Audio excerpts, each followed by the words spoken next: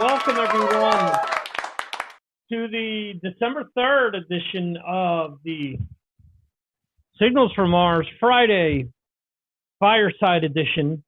This is the pre-show to the actual Signals from Mars live stream, which will be happening in about 50 minutes, 45, 50 minutes anyway, somewhere in between there. I see that Jeremy is in Fireside already. Hello, sir. How are you doing? If you're doing well. And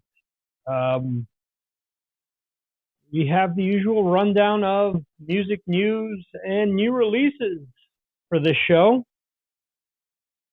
Not all the record store releases that we had the other day. Jeremy, thanks to your suggestion for the patron's pick, I went and I checked out the entire Tea Party EP today. I think it's a good EP. I understand why you selected it. I think the first two songs are probably the strongest or more to my liking, I should say.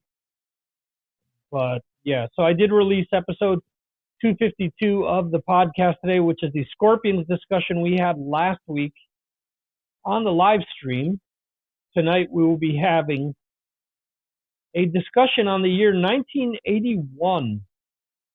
And this was an idea that was brought forth to me by one of the patrons, Jerry from Long Island, Jerry Forbes. And I think it's going to be cool. We're going to do a bunch of these discussions every so often. I guess the idea is going to be to do a band discussion, a year discussion, and a ask the host, and rotate them from 1 month to the other. So should be cool. Anyway, so today's new releases, I wrote about the new Manimal album, Armageddon. Jeremy, I hope I didn't overhype the album for you. Brad Dahl joining us as well. Hello, sir. Hope you're doing well. The person next to you, why the long face? So the Manimal Armageddon. I really like this album front to back. That's why I decided to write on it.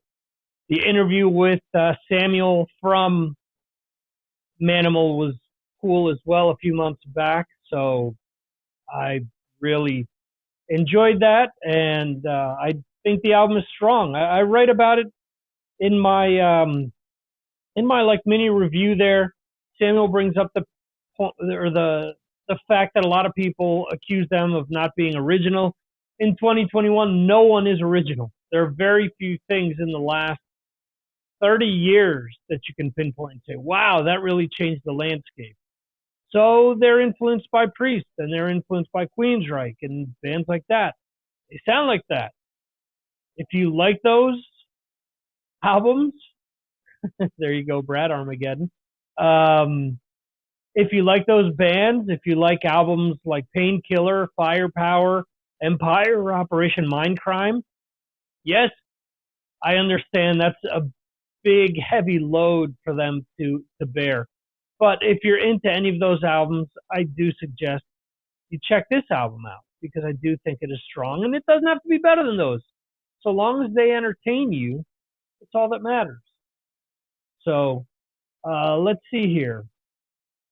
Besides Manimal, I did also, 2 weeks ago, we had Chris Sullivan of the band Wolf Blood on. Their new album, Blood and Iron, just came out today. And another really strong album. I had the second track, Hellespawn, I believe it's called. I've had that in my head all day. There's a like chorus part which you can just imagine it at a festival with everyone just like singing along to it. It's just really good. So that's been renting space in my head all day. So I provide you guys links to Spotify, Apple Music, and various other sources. For example, with Manimal, I link to their shop, and with Wolftooth, I link to Napalm Records shop. But other albums that have come out today, New Volbeat, I got about halfway through. I have to say, it's probably their best album since their fourth album, which is when I stopped paying attention to them. So I really want to get a chance to listen to that further. Tom Morello released Atlas Underground Flood today with the Atlas Underground Flood. Devin Townsend released two albums, Snuggles and The Puzzle. The Browning released End of Existence. Of Mice and Men released Echo. Failure released Wild Type Droid. Elder and Cadaver have released a collaboration called Eldavar, the story of darkness and light. I'm not sure what they did there. Usually they're splits with one band doing one side of the album, the other one doing the other. But from what I've researched, they may have actually combined both bands to record this whole thing. I gotta check this out further. Let's see. I Set to Kill released Damna, Custard, Imperium Repax,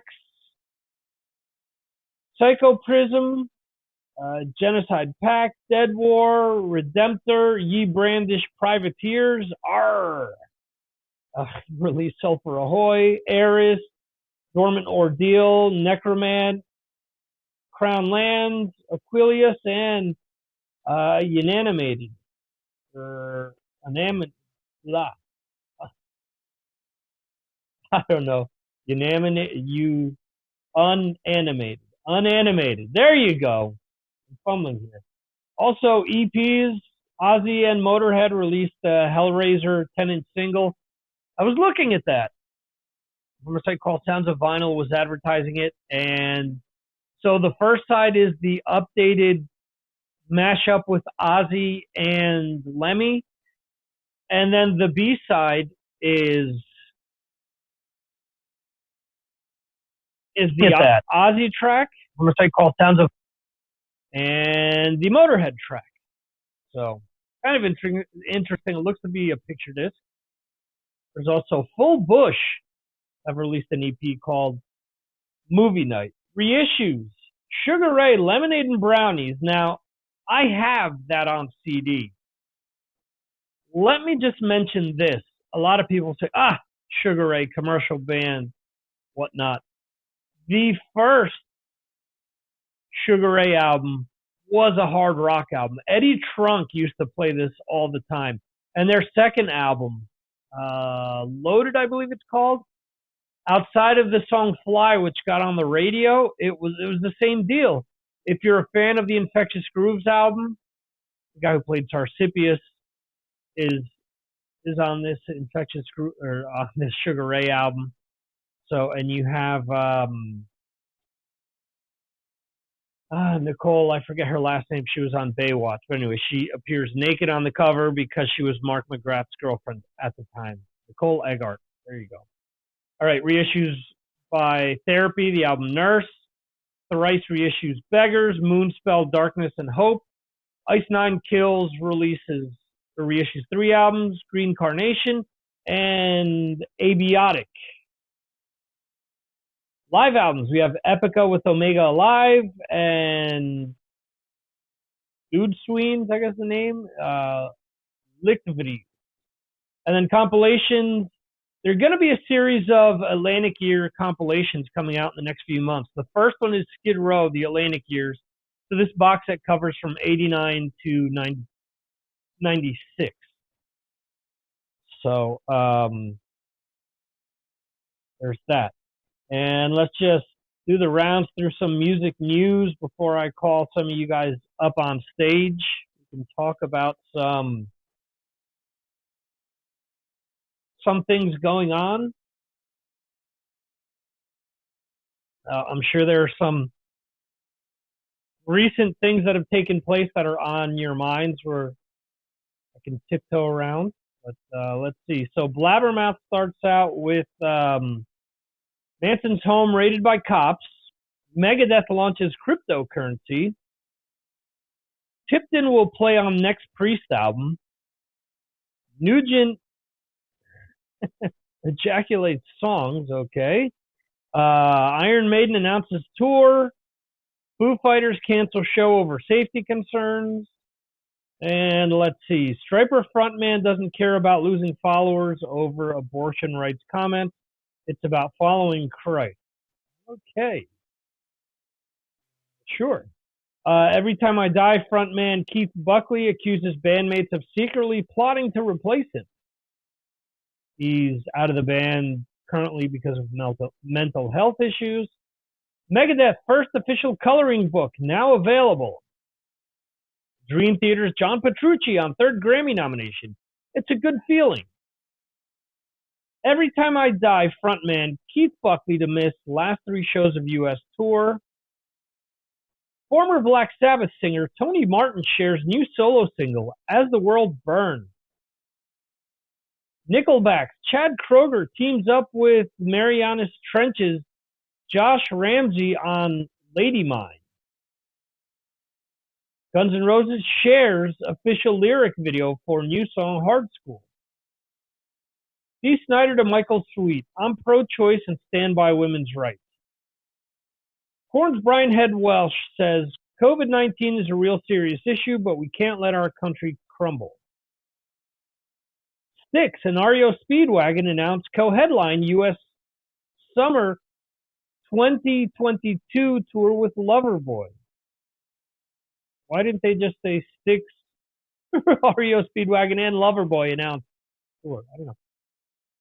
Volbeat releases lyric video for new song Temple of Occur.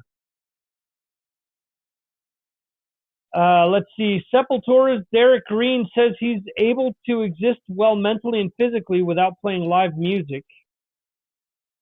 Led Zeppelin's Jimmy Page and Robert Plant paid tribute to former tour manager Richard Cole. He died yesterday at 75 years old.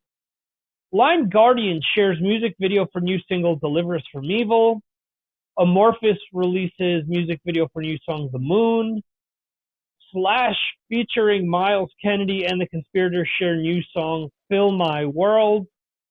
Rage Against the Machine drummer Brad Wilk undergoes second surgery to repair torn meniscus. Wow, that sucks.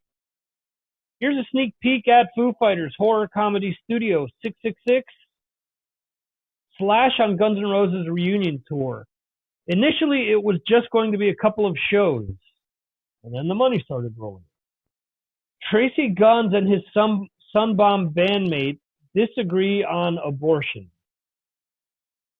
Skillet frontman says Rage Against the Machine has become government rock. ZZ Top's Billy Gibson releases animated music video for Jingle Bell Blues, and Anthrax won't release new album until band members know it's the right record. Okay.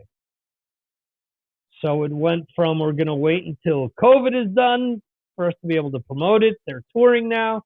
And now it's we'll wait until it's the right record. So any day now. All right. Any of you guys want to come up on stage and talk? Jeremy, Brad, Waitbot, that Victor character. Oh, wait, that's me.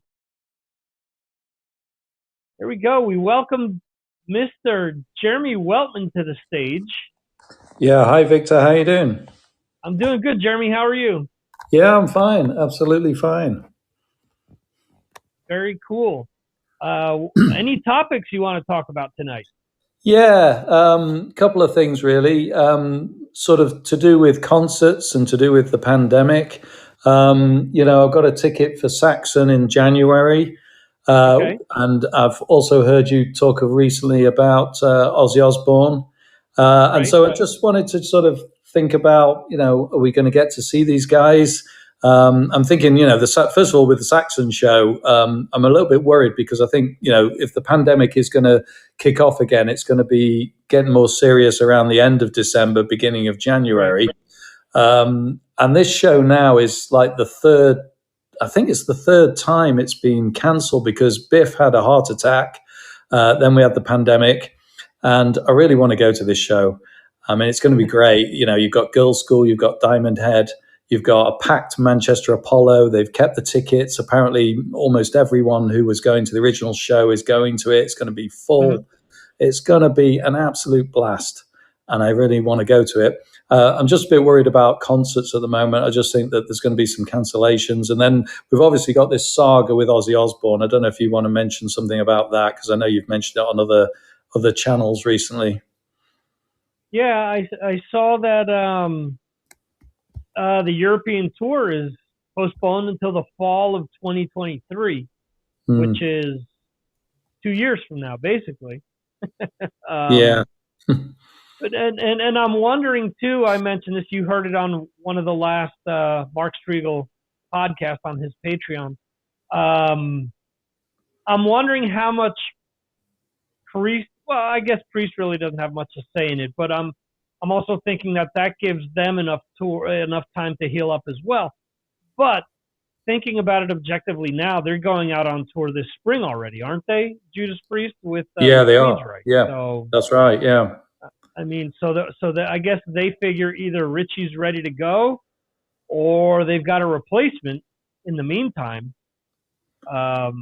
Yeah, I mean, my dad had the same sort of thing that Richie had. Obviously, he was a lot older, and he took a good 6 to 7 months to get over it properly. Now, obviously, Richie's a fitter and younger guy, so maybe he's going to be ready by then. But I think they're sort of thinking, well, it's a bit of hope rather. They don't really know. And then, of course, the other thing is you've got Rob as well. I mean, Rob Halford's not been well, has he? I mean, he's what, 70 years old. He's had cancer. I mean, I saw him recently, and he did look like a very old man.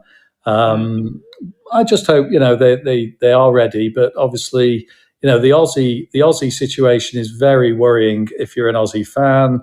As we all are, we all loved his music, but I just think they're really pushing the envelope on this one. They're trying to say he's going to be back. I personally don't think that Ozzy's ever going to come back. I think it's going to be the same situation with Aerosmith. We've heard about, I think, was it Joey Kramer or one of the band members, may have been Brad Whitford, saying that they don't think they are actually going to be touring in June next year. I've got a ticket for that, actually. And I've seen Aerosmith many times, and they're really good live. But I just feel that this is going to be, it's going to be a car crash. And, we should be watching newer, younger bands. And I just feel that, the Aussie situation is really, really desperate now. I mean, he's what's he had? I mean, he's been ill. He's had operations. He's got Parkinson's. He's got this, that, and the other. I mean, he's not a well man. He shouldn't be thinking about going on stage for an hour and a half, 2 hours. Yeah, life is catching up to him, definitely. All the years where he's done his thing, and eventually all of the substances catch up to you. That's the thing. And with Richie, it's a similar thing. I mean, we don't know what's going on in his personal life. Could be just wear and tear, because I mean, yeah, he's a younger guy, but at the same time, he went from playing with Lauren Harris's band and doing a few dates here and there to all of a sudden, touring nonstop. And that's got to be, a physical, grueling process as well. You don't sleep right. You don't have the right amount of, you don't rest well enough. If there's extracurriculars going on as well, there's a bunch of different things. He could, could be stress, could be genetics. I mean, we don't know. Yeah. And again, does he come back? I don't think Glenn Tipton is, or not Glenn. Well, obviously Glenn Tipton is going to be doing the entire tour, but I don't think KK is coming back, because I think if KK was coming back, they would have announced it already. That would have been the selling point for, announcing these dates with Queensryche. Yeah. I mean, obviously, KK sent those 2 letters, didn't he? I mean, he sent his initial resignation letter, which I think went down okay. And then he sent the second letter, which he's mentioned on many occasions. And I think that it was the second letter that really, sort of ended it completely with them. And I believe KK Downing is actually still a director of the band, so he's still earning money from them in that sort of capacity. But as for playing with them, I think it's a complete no-no. And I think he knows that. I mean, obviously, he's gone out on his own and he's doing his own stuff now. And he's even sort of, taken the sort of Priest name with him a little bit. Right. I really hope Richie does come back and he's fully fit. I mean, you can certainly recover from those sort of operations. He's had a very serious operation. He was lucky; he nearly died. Right. But on stage. Yeah, that's right. Apparently, if he hadn't been so close to the hospital, we'd have been talking about Richie being gone now. So it'd be great to see him back, because he is great live. I mean, I've seen him twice live, and he is a perfect replacement. He's a perfect member of Judas Priest. He's really good at it. I think I heard somebody else say, it might have been Mark actually, or you, saying, how much he moves on stage compared to some of the other guys, because obviously he's a bit younger. So I'm hopeful that will be the case. But yeah, I mean, the Aussie situation is quite troubling. But I just think, we've got to enjoy. Maybe he's going to bring out a new album, and that'll be something to look forward to. Because I think you probably agree with me that the last album was pretty good. Yeah, I enjoyed it. The 2 Post Malone tracks are the only ones that I don't really care for. Yeah. It's a Raid and the last one, which was a bonus track. Yeah. But All My Life, for example, I think is a really cool track that slots in there with a lot of his other stuff. And it's funny because a lot of people give him shit about, the Andrew Watt didn't do a good job or whatever. And I'm thinking, that Andrew plays pretty good, actually. I don't look at the stuff he did in what was the band he did with Glenn Hughes and with Joey Castillo, California Breed. Breed. That was a great album. Great album. Yeah. And, hey, I get it. A lot of people don't understand. This guy kind of made his way from being a session musician after that to producing people, to producing big name pop artists. And not for nothing, but every musician dreams of being able to play for a living. When I've had Monty Pittman on all these times, he's been a member of Madonna's band. And I'll admit, I'm a fan of Madonna, but I understand that pays his bills. That allows him to do these solo albums that he does on Metal Blade. And people just don't get that. Sometimes, like Mark would say, that Sean Penn told him when he asked him about a certain movie, which is like your typical cheesy action flick. He says, well, sometimes you got to do a movie to pay to heat the pool. Sometimes you just, you have your passion projects, and then you have your day job, which keeps the lights on and keeps food on the table. So I get that. I have no problem with Andrew Watt. And now people are fine because he has Eric Clapton and I believe Jeff Beck and Zach and a bunch of other people playing on this album. So now all of a sudden, this is going to be great. You got to listen to music objectively, I think, sometimes, and not go in with preconceived notions. I went into this Volbeat album that I listened to today really wanting to hate it, and I was enjoying it, because once the riffing started, I was like, okay, this is more along what I want to hear from this band, not, them wanting to get a top 40 hit. So. Yeah, I mean, you're right about Volbeat, because I've mentioned to you before, I don't really like the band, and I've seen them live, and I just don't get them. And yet, when you played me a track off this new album, I did like it. And that's the thing, to always keep your mind open, because a band can change, or you can change to the band. And that can happen, a lot of the time. I mean, I remember, earlier on in my life, how I really didn't get Metallica when they first came out, but how I really got into them later on, and then went back and listened to the early stuff, and then it clicked, and I suddenly got it. So I can see that with Volbeat, and I'm certainly gonna listen to the album with open ears and see what it's like. I do really like their third and fourth album, and really haven't liked anything since.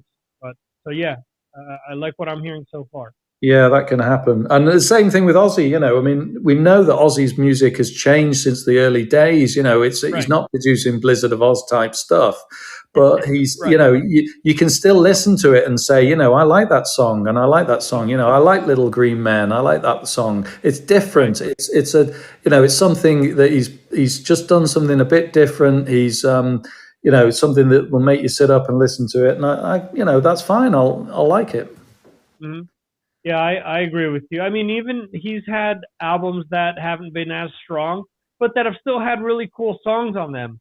Down to Earth, which they made a big deal because they brought in all these outside writers. And I remember at the time, even one of the metal news sites last year dug up this old quote of Zakk Wylde, which I thought was completely unfair. Zakk criticized the fact that Noodles, the guitarist from The Offspring, and Dave Grohl wrote on the album, or had written songs for the album. They were submitted. And he crapped all over the fact that Dave Grohl had submitted songs. And then it turns out years later that the songs that he submitted ended up on the Probot album. And they were songs that later Eric Wagner, who just recently passed away, who's the singer of Trouble, sung on, and Lee Dorian, who's also known for being a doom metal singer. So they're like Sabbath-sounding songs that he wrote. Years later, when Zakk was sober, he played at the Great Western Forum with Foo Fighters for, I believe it was one of Dave Grohl's birthdays. And that's kind of where Zakk Sabbath came from. It was Dave Grohl on bass, I believe, Zakk singing it on guitar, and I want to think that it was Joey Castillo on drums there as well. I don't remember. I have to go back and look at the footage. But it's just interesting how years later all this stuff is dug up again. Oh, he submitted this for that album and blah blah blah, and my songs weren't good enough. And it was like, no, he's already gone back and and he's taken this statement back. So it sucks that it's regurgitated and used as clickbait so many years later. But it is what it is. Yeah, I mean, I think we're going to be talking a bit later as well about 1981 albums, and that some of those are going to be either early in careers or late in careers, and how the changes occur in bands over time. And that's going to be something that we'll be discussing. Hopefully, we'll take some listeners with us as we go back 40 years and talk about that great year. and the overall list. So I'll explain this later. But what I did, I took everyone's top 10, and depending on where they were placed. So let me open your list up. I can give you an apples to apples comparison. So let's see, Jeremy.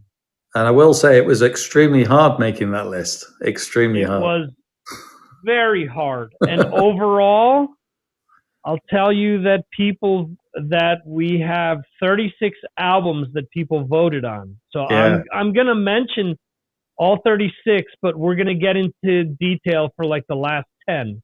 We'll talk about them at greater length. But for example, the album that you picked at number 10 got 1 point assigned to it. Okay. At number 9, it got a 2. So it goes up. The higher it ranked on your list, the more points it got. So the points go from 10 down to 1. So it's like an opposite of the list order. So it's interesting because there were a few albums that were kind of runaways towards the top. Then they started coming back to the pack. I got everyone but 2 people to vote. So that's good. I think it's pretty fair. Yeah. And we'll get into what points were assigned, but it's, for example, I'm looking at it right now. The difference between, say, the 13th album and number 10 are 4 points. Yeah. The difference between 11 and 10 are 2 points. So, well, there were some on, obviously I could only give you 10, but the ones that were below 10 in my mind were still monumental blockbuster albums. I mean, I left off, I'm now thinking I probably left off 4 or 5 really, really top albums. I mean, really top. And they're not even on that list. And the other thing is that what I will say, and I'm not even going to give anything away here, but the number 1 album that I gave you is unbelievable. Unbelievable. And I cannot wait to discuss that later. I will say that there's I'll mention this later. There are 3 albums that kept flip-flopping in the top 3 spots. Yeah, I can imagine. And I think to be honest, one or maybe 2 of those were probably not in my top 10.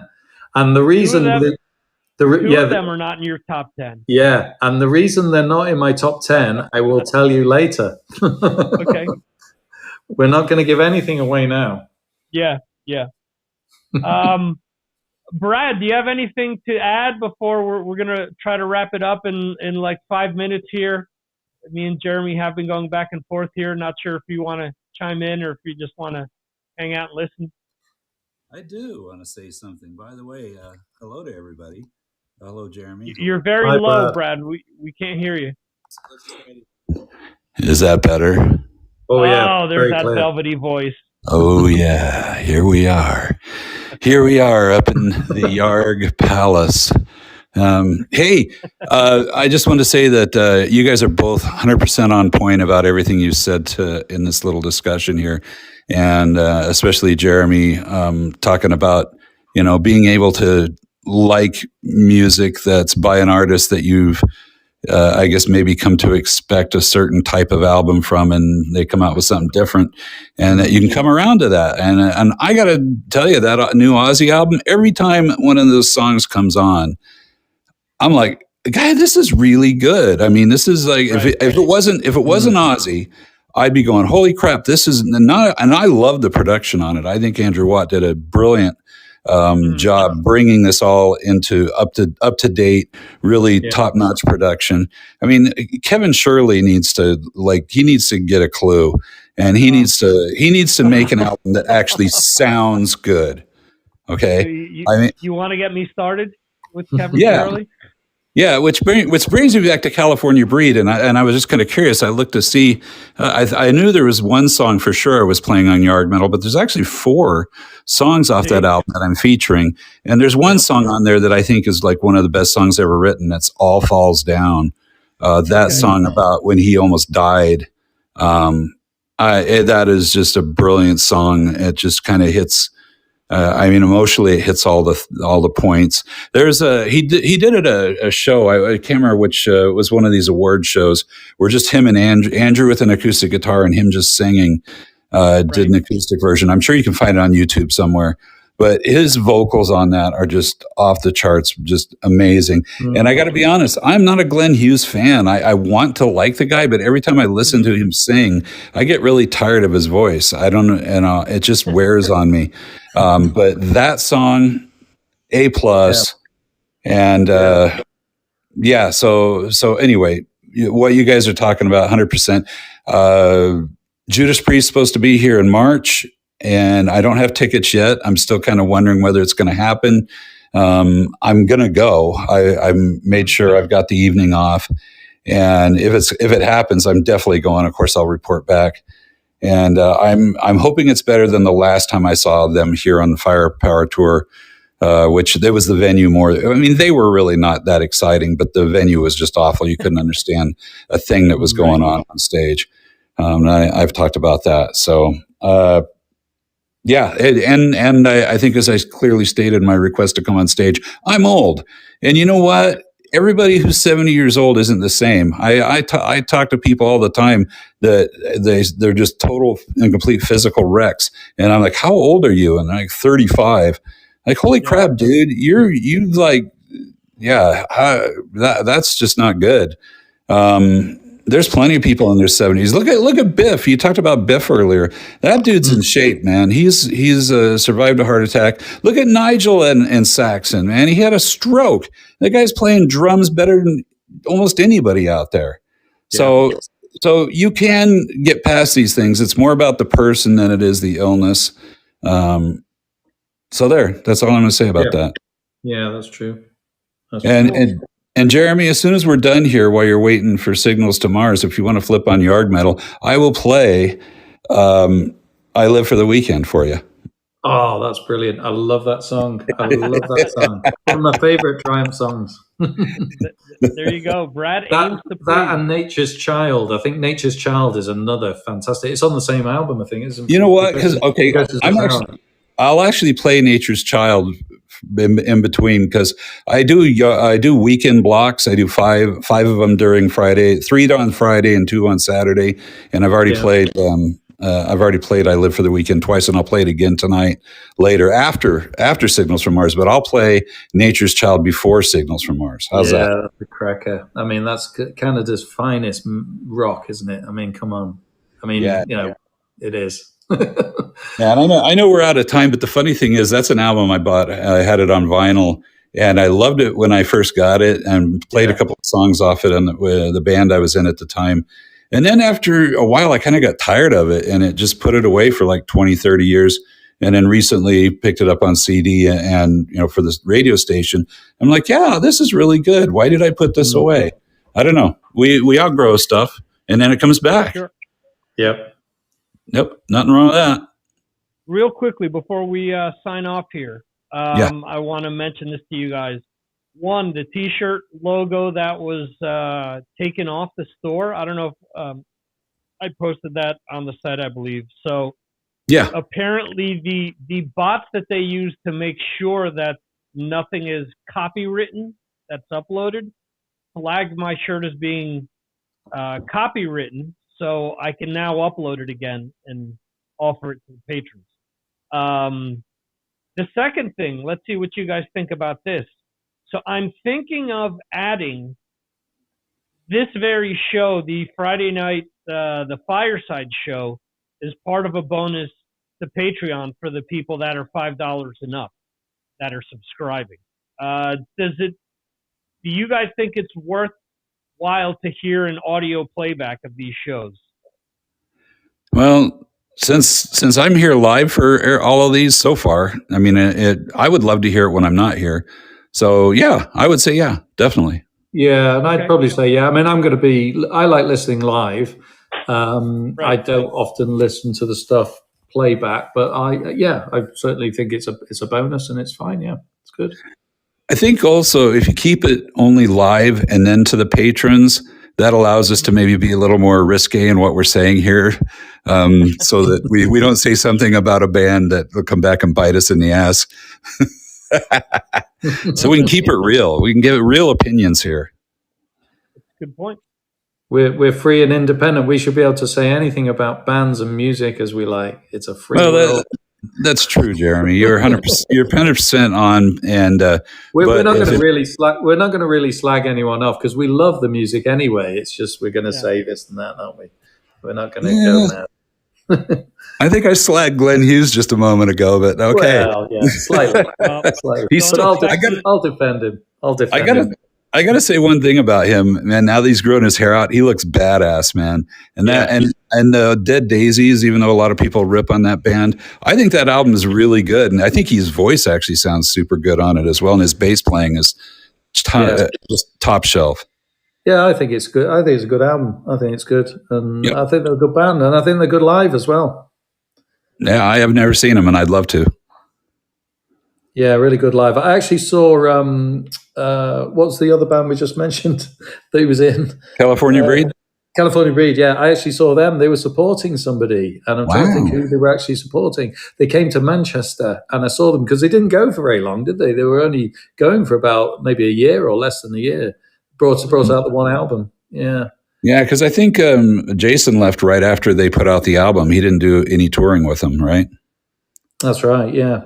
Yeah, they've flip flopped so many different members, though. It's kind of weird. Yeah, that's tough, man. It's as fans, we like to have a band that we can get behind, not just an album. I've got a big question for you, Brad. I mean, I'm looking at your picture now on Fireside, and there's a picture of who is that picture of? Is it you or is it somebody else? And who's the horse? That is me. That horse belonged to my father-in-law, and his name is Skylab, because the day he was born was the day that Skylab fell to Earth. Oh wow! Right. Okay. Good. I mean, it looks exactly like my wife's horse. Well, yeah, I actually rode that horse once, and let me tell you, I'm not a country boy, growing up in LA, and it was not the best time of my life. I don't know how anybody can ride a horse for very long. No, I don't know. My wife rides, but I don't. Yeah, they scare the hell out of me too. We used to have one in our backyard at our last house, and that thing, every time I'd get out and they'd say, well, you have to go get it. And I'm like, me? What the hell? That thing's going to kill me. They just give me a piece of rope that I'm going to throw around its neck and it's going to follow me. It could drag me for 20 miles. Who was it that sang that really rocky song, Wild Horses? Was it the Osmonds? I remember the... Crazy Horse. I think it was the Osmonds. They did a really heavy rock song once. Did they? Wild Horses. Horse. Yeah. Crazy Horse. Okay. Yeah. Oh, Crazy Horse. Wild Horses is the Stones, and by the way, I used to play that in a band I was in, and I love that song. Wild Horse. Great song to play. A few horse songs out there. Yeah. So we got to wrap this up here, folks. Okay. We got to jump on over to the other stream in a second. Real quick, Brad over my shoulder. First guitar I ever bought. 1990 Charvel. Oh, dude! I wish I could see a really good picture of that. Yeah, bring it on Signals and just hold it up to the camera. All right, so Jeremy, just for you, right after the Nuge doing Stormtrooping, we're going to do Triumph, Nature's Child. So I'm booting it up right now. I'm going straight in, and then I'm going straight on Signals from Mars. That's the spirit. Thanks, guys, for joining me again this week, and we'll see you in a few minutes right on Signals from Mars. Go to martintaxradio.com to find out all the options on how to watch and chat with us on YouTube, Twitch, Twitter, Facebook, so on and so forth. Just go to martintaxradio.com, and you'll find links to all that great stuff. That's the end of